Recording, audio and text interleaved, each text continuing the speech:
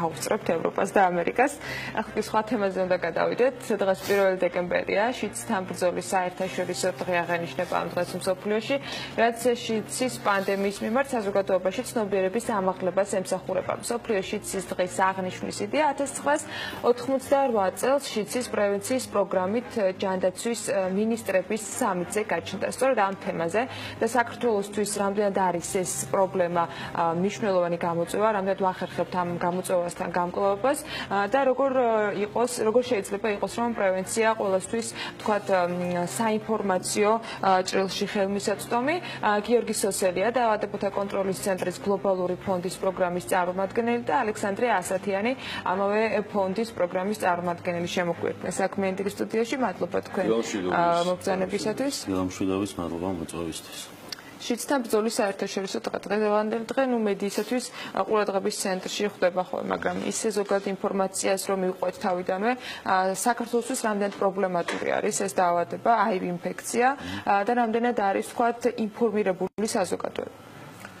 დიდი მადლობა კიდევ ერთხელ მოწვევისთვის და შეკითხვისთვის. ძალიან მნიშვნელოვანია ჩვენ საზოგადოებას მუდმივად მივაწოდოს სწორი ინფორმაცია ამ დაავადებასთან დაკავშირებით.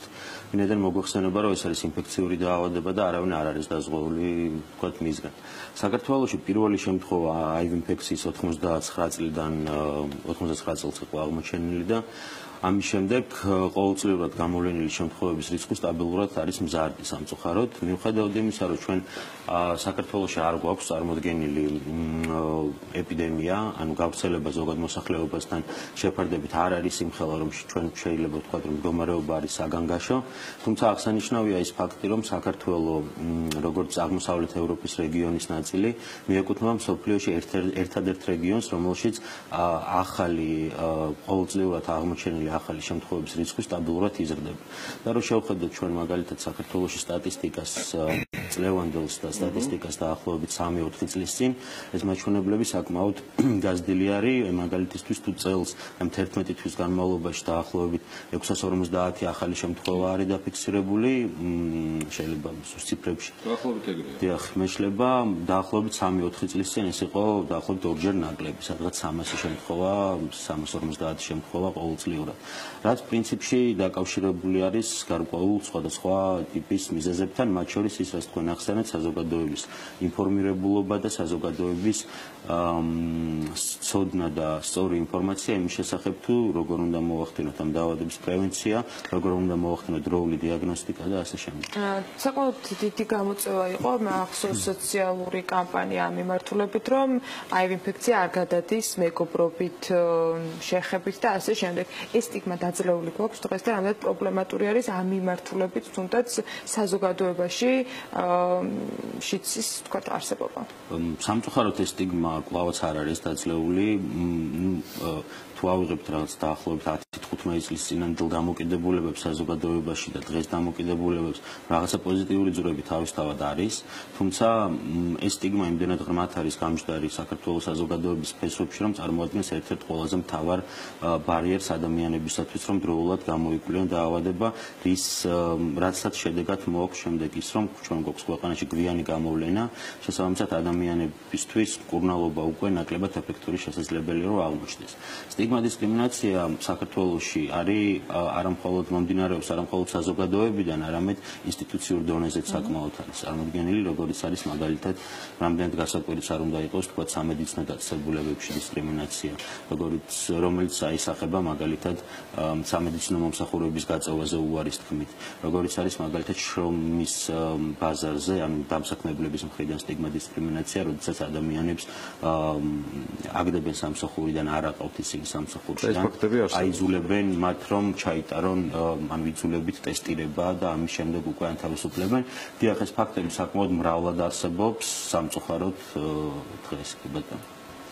მე ერთი სანამ ამ სტატისტიკაზე გადავალ, რა არ მესმის გიორგი დამეხმარეთ ამ ყველაფერში ადამიანები, რომლებიც განიცდიან ამ ტიპის დისკრიმინაციას და არსებობს რაღაც ფაქტები.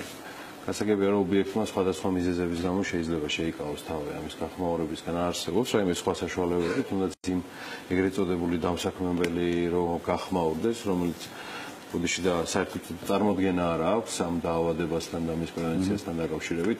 საუკეთესო პრევენცია მე მგონი ეს იქნებოდა პრაქტიკული მაგალითები და არა ის მე სტატისტიკა გამზადებული ვარ მე თქვენთან და ალექსანდრესთან საუბრის დროს გადავალ 6000 გადასცა დაავადებულთა რიცხვი უკვე საქართველოში.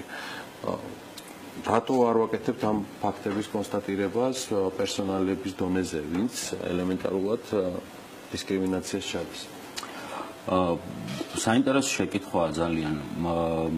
რა თქმა უნდა, ამაზე რეაგირების მექანიზმები არსებობს, მათ შორის საკანონმდებლო მექანიზმები, რომელიც სხვადასხვა მიმართულებებით, სხვადასხვა კანონმდებლობით რეგულირდება, მაგალითად, როგორც არის კანონი პაციენტის უფლებების შესახებ, როგორც არის შრომითი უფლებების შესახებ კანონი და ასე შემდეგ. სამწუხაროდ აღსრულების მექანიზმებში გვიჭირს ცოტა და სამწუხაროდ პრეცედენტიც კი არ ყოფილა იმისი, რომ ადამიანი, რომლის უფლებაც დაირღვა, შემდეგ ადეკვატური რეაგირება მოიხდინა ამის. რაც ისევ და ისევ უკავშირდება სტიგმა და დისკრიმინაციას, იქიდან გამომდინარე, რომ ამ ადამიანს ეშინია, რომ მისცეს განვითარება, ანუ ამ შემთხვევაში გაცილებით უფრო ფართე საზოგადოება გაიგებს მისი ინფიცირების სტატუსის შესახებ. დიახ, შესაბამისად, ის მონაცემები, რომელთაც ჩვენ ხელმძღვანელობთ, უფრო არის ოპერაციული ტიპის მონაცემები და უფრო არის ადამიანის მიერ მოყოლილი შემთხვევები, ვიდრე რაღაცა რეალური სტატისტიკური მტკიცებულებები. გლობალურ სტატისტიკაში რა ადგილი გვიჭირავს იმ და ინფიცირებულთა რაოდენობით, რაც არის ალბათ 100,000 კაცზე რამდენი მოხსნას ითვლება. ანუ აქ სად ვართ, რომელ რეგიონში შეიძლება შევადაროთ თავი, გასაგებია, რომ ბრძოლში აფრიკის ქვეყნებზე მნიშვნელოვნად უკეთესი სტატისტიკა გვექნება და აგრეთვე რა ნაბიჯებით არის შესაძლებელი, ანუ დამკვიდრებული პრაქტიკა მსოფლიოში სტატისტიკის გაუკეთესება. მადლობა კითხვისთვის. აღმოსავლეთ ევროპის რეგიონში ლიდერობს ამ მიმართულებით უკრაინა, ბელორუსი და ყირგიზეთი. რაც შეეხება ჩვენს ადგილს, ერთ-ერთ ბოლო ადგილზეවත් ზოგად მოსახლეობაში ინფექციის გავრცელებით, მაგრამ ისეთ საგანგაშოარი და საყურადღებო არის კონკრეტულ პოპულაციებში ინფექციის განვითარება. მაგალითად და არსებობს სარისკო პოპულაციები, რომელთა მიმართ არის გამიზნული პოპულაციებში რა იგულისხმება, ანუ ეთნიკური ეს არის ადამიანები, რომელსაც აქვს სარისკო ქცევა. მოწყვლადი ჯგუფები, ხო. არიან ნარკოტიკების ინიექციური გზით მოხმარებლები, ანუ იმის და მიხედვით თუ როგორ გადაეცემა თვითონ ამ ინფექცია, შესაბამისად არის სარისკო ჯგუფები, არის ნარკოტიკების მოხმარებლები ინიექციური გზით. მჭიდრო კავშირშია ეს ხო ჩვენ კანონმდებლობასთან. არის ნარკოტიკების ინიექციური გზით მოხმარებლები, კომერციული სექსმუშაკი ქალბატონები და მამაკაცები, რომელთაც აქვს სქესობრივი კავშირი მამაკაცებთან. თუ კი ნარკოტიკების ინიექციური გზით მოხმარება წლების განმავლობაში, ანუ მცირდება, როგორც გადაცემით საქართველოსთვის. რეგიონში მამაკაცების შემთხვევაში, რომელთაც აქვს სქესობრივი კავშირი მამაკაცებთან, ჩვენ ლიდერობთ. ამიტომაც კონკრეტული ინტერვენციები, რომელიც ქვეყნის ეროვნული პასუხის ფარგლებში არის დაგეგმილი, მიმართულია კონკრეტული ჯგუფებისადმი, ვიდრე ზოგადი მოსახლეობისადმი, იმიტომ რომ ფოკუსირდება იმ ძირითად გამოწვევებზე და პრობლემებზე, რომელიც ქვეყანაში ახლა არის. ან ცნობიერების ამაღლების ბევრი მიმართულებით მუშაობთ, ანუ ქვეყანაში რეალურად ახლა არის პრევენციის და მკურნალობის პროგრამა. საბედნიეროდ საქართველოს ერთ-ერთი პირველი ქვეყანა არის რეგიონიდან, რომელმაც 2004 წლიდან მკურნალობაზე უნივერსალური ხელმისაწვდომობა უზრუნველყო. პრევენციის მიმართულებით არის სხვადასხვა ჩარევები, რომელიც არის როგორც სახარჯი მასალის გაცემა უფასოდ ნარკოტიკების მოხმარებლებისთვის და სხვა სარისკო ჯგუფებისთვის, ისე საგანმანათლებლო აქტივობები და ასე შემდეგ. ამ საგანმანათლებლო აქტივობებში უფრო მეტად არასამთავრობო სექტორი არის თქვა ჩართული თუ არსებობს აი ამ წელდობრივად რო ვისაუბროთ სახელმწიფოს კონკრეტული პოლიტიკა, როგორ შეიძლება კონკრეტული გეგმა, როგორ შეიძლება საინფორმაციო ნაწილი, პრევენციის ნაწილი და თქვა ჯანმრთელობის პრობლემების არსებობის შემთხვევაში უკვე შემდეგ ამასა გამკლავების ნაწილში არსებობს რაღაცა თქვა გეგმა, ხარჯები და ასე შემდეგ ყველაფერი გაწერილი. გეგმას რაც შეეხება ამ ეტაპზე შემოიფარგლება იმ საკომუნიკაციო სტრატეგიებით, რომელიც დაავადებათა კონტროლის ეროვნული ცენტრის დონეზე არის დანერგილი, ხოლო საგანმანათლებლო აქტივობებს რაც შეეხება, ძირითადად ჩვენ ვცდილობთ, რომ ყველა პროცესში იყოს თავად თემი ჩართული და თემის ჩართულობით განხორციელდეს განათლება. ამიტომაც ძალიან დიდი მნიშვნელობა ენიჭება თანასწორზე დამკვიდრებულ პრინციპს, ანუ ჩვენ ვცდილობთ რომ განავითაროთ თემის ლიდერები, თანასწორ განმანათლებლები, რომლებიც შემდეგ ამ სოდნას გაავრცელებენ შესაბამის თემში და ეს ძალიან მნიშვნელოვანია, იმიტომ რომ ნდობა, დამოკიდებულება უფრო კარგია თვითონ კონკრეტულ მოსახლეობაში, ვიდრე გარედან ამ ინფორმაციის მიღებაში. რაც შეეხება მეორე მნიშვნელოვან ფაქტორს, რომელიც ამ მეორე მნიშვნელოვან სარისკო ჯგუფს ნარკოპოლიტიკას, ანუ რა ცვლილებები, რა ტიპის რეფორმები უნდა განხორციელდეს, რომ ამ ჯგუფში ნაკლები იყოს გავრცელება. მე ვიცი სიკვდილიანობის ინერციული მოხმარების გამო სიკვდილის სტატისტიკით ერთ-ერთი მოწინავე ვართ რეგიონში. აი ზუსტად ამ ასეთი დრაკონული ნარკოპოლიტიკა. ამ მიმართულებით გამოწვევები ნამდვილად არის. მოკლედ რო გითხრათ, ზოგადად ამ მიმართულებით რა ხდება, ანუ ქვეყანაში ტარდება პოპულაციის ზომის შემსწავლელი კვლევები და ქცევის შემსწავლელი კვლევები. უკანასკნელი კვლევის თანახმად ქვეყანაში პრობლემური ნარკოტიკების ინექციური გზით მოხმარებელი არის შეფასებული 59,700, დაახლოებით 50,000 ადამიანი. გლობალური ფონდის პროექტის ფარგლებში მოქმედებს ზიანის შემცირების საკმაოდ დიდი პროგრამა, რომელიც ქვეყნის 11 ქალაქში 14 სერვის ცენტრის დონეზე მიაწოდებს მოხმარებლებს ამ სერვისებს, პლუს ამას ემატება 6 მობილური ამბულატორია იმ ადამიანებთან მისაღწევად, რომლებიც სერვის ცენტრამდე თავად ვერ მოდიან. მოცვა მხოლოდ 5%-ს კურნალობს საკუთარი ხარჯით, ესეც მნიშვნელოვანია. კურნალობას გულისხმობთ ჩანაცვლებით თერაპიას. ხო, მოცვა პრინციპში რაც არის ჩვენს წინაშე გლობალური ფონდის პროგრამის ფარგლებში დადგენილი და ამაკმაყოფილებელია, თუმცა რა თქმა უნდა არსებობს გამოწვევები. რა თქმა უნდა არსებობს გამოწვევები და არსებობს გარკვეული ბარიერები, რომლებსაც შეიძლება ხელი შეუშალოს ბენეფიციარს მიაღწიოს ზიანის შემცირების სერვისამდე. თუნდაც ის რომ ქვეყანაში შპრიცების გაცვლის პროგრამა არ არსებობს, ეს არის შპრიცების დისტრიბუციის პროგრამა. თუმცა ზოგადად ანუ საპასუხო ქმედებები, რასაც ქვეყანა ატარებს, არის მოგესალმებად სხვადასხვა საკანონმდებლო სივრცეების, სხვადასხვა ორგანიზაციების და უწყებების სინქრონიზაციის საკითხი და ამ მიმართულებით იგეგმება ძალიან მნიშვნელოვანი მუშაობა, როგორც საპარლამენტო ჯანდაცვის კომიტეტთან, ისევე სხვადასხვა სამთავრობო უწყებებთან, რომ ჯერ პირველ რიგში შევისწავლოთ რა ბარიერები არსებობს, იმიტომ რომ არის საჭირო მეცნიერული კვლევა, ხო? რომ ზუსტად ვიცოდეთ რა არის ხელშემშლელი ფაქტორი და სწორედ ამ მიმართულებით მე უკვე მტკიცებულებებზე დაფუძნებით წარმართება გარკვეული ჩარევები. დღეს მდგომარეობით, ესე იგი, სტატისტიკა ესეთი გვაქვს, საუბარია 2016 წლის 11 ნოემბრის მონაცემებით. ეს მონაცემები რეგისტრირებული არის იმუნოლოგიის სამეცნიერო პრაქტიკულ ცენტრში. სულ რეგისტრირებული არის ინფიცირების 6038 შემთხვევა, საიდანაც 4486 გახლავთ მამაკაცი და 1552 ქალია. პაციენტთა უმრავლესობა 29-დან 40 წლამდე ასაკობრივ ჯგუფს განეკუთვნება. შიცი განუვითარდა 3354 პაციენტს და აქედან გარდაცვლილი არის 1184. მაღალ ეფექტიან აიუკურნალობაზე, ანუ მუდმივი დაკვირვების ქვეშ შესაბამისად, თუ რაიმე მეშლება ალექსანდრე და გიორგი გამისწორებენ, იმყოფებიან 3550 პაციენტი და მათგან 401 აფხაზეთშია.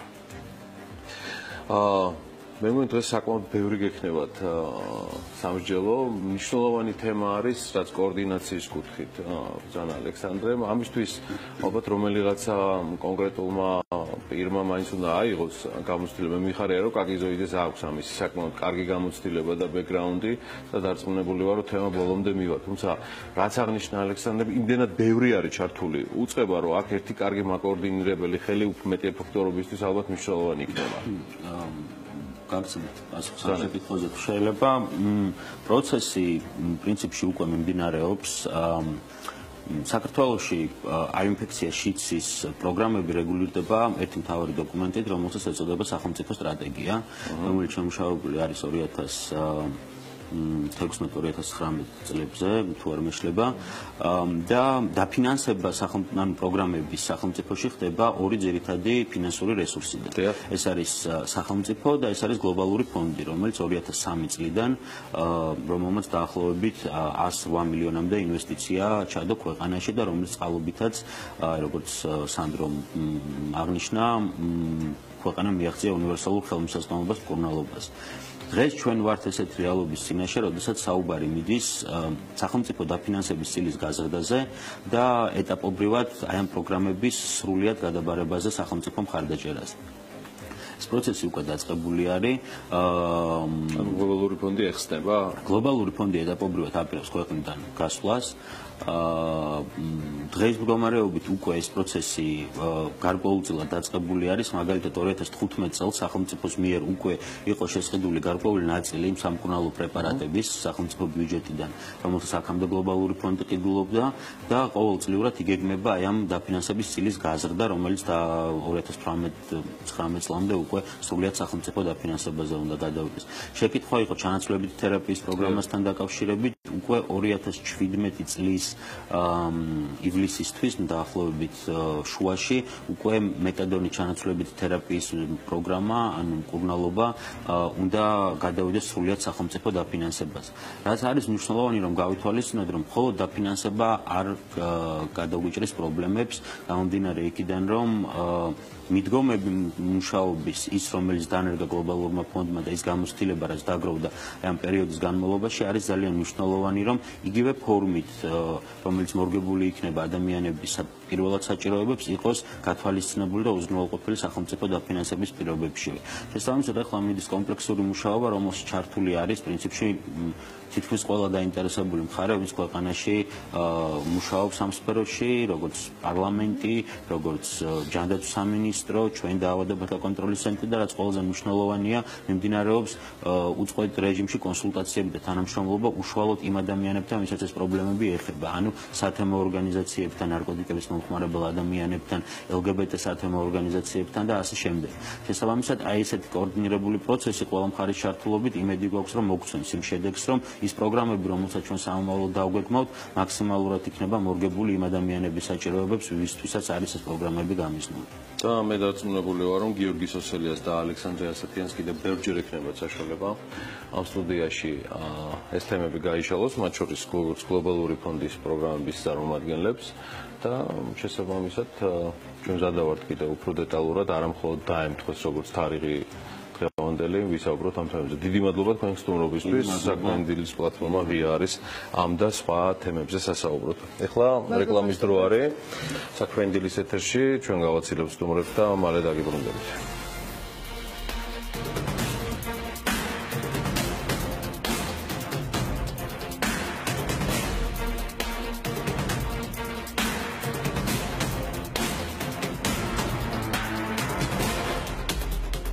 გადაცემის გენერალური სპონსორია სამშენებლო მასალების კომპანია ნოვა.